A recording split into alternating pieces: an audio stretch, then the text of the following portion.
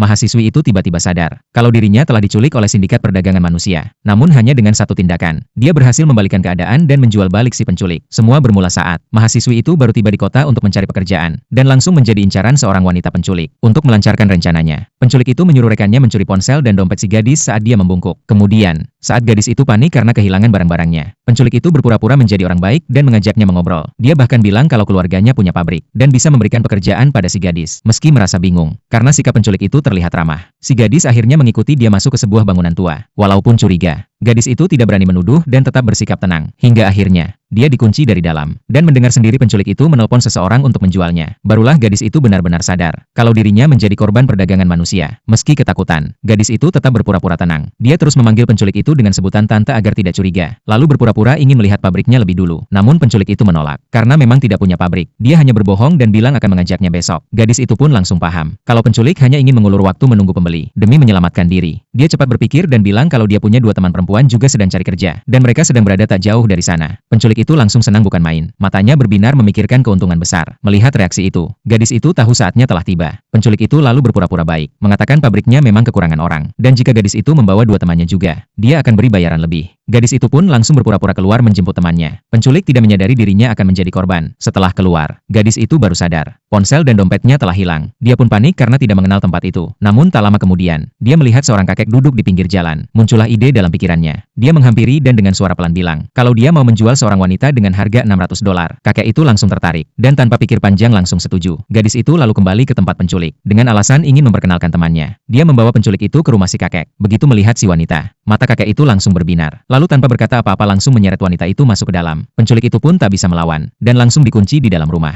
Gadis itu pun berhasil kabur, dan bahkan mendapat uang ongkos pulang dari kakek tersebut. Namun penculik itu tidak terima diperlakukan begitu. Dia malah melaporkan gadis itu ke pengadilan. Di persidangan, gadis itu mengakui semua perbuatannya, bahkan bilang bahwa hukuman untuknya terlalu ringan. Pengacaranya pun ikut meminta agar gadis itu dijatuhi hukuman berat, dan siap membayar kompensasi $1 juta kepada penculik. Penculik sangat senang mendengarnya, dan langsung setuju dengan semua syarat. Namun dia tidak tahu kalau itu semua adalah perangkap yang sudah disiapkan gadis itu untuknya.